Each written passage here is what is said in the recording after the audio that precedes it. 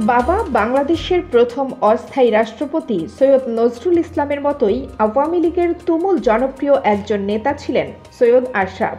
সততার কারণে সব মহলে প্রশংসিত হয়েছিলেন প্রয়াত এই নেতা। এমনকি বিরোধী দলগুলোর নেতারা সৈয়দ আশরাফকে দেখতেন সম্মানের চোখে।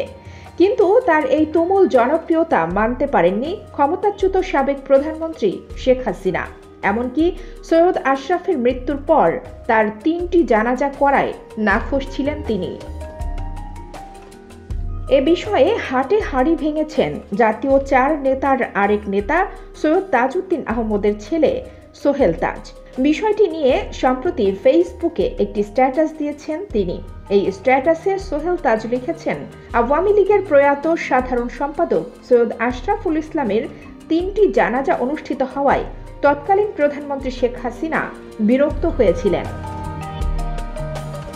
সোহেল তাজ ফেসবুক পোস্টে বলেন, সৈয়দ আশরাফের 3টি জানাজা হবে শুনে তৎকালীন আওয়ামী লীগ সভাপতি এবং সাবেক প্রধানমন্ত্রী শেখ হাসিনা বিরক্তি প্রকাশ করেছিলেন।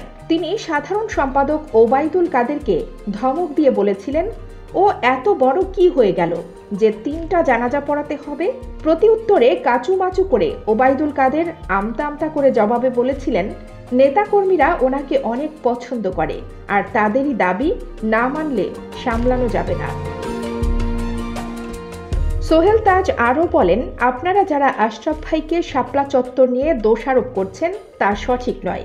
তিনি হয়তো কিছু কথা বলে থাকতে পারেন, কিন্তু সব সিদ্ধান্ত আসতো একেবারে ওপর থেকে।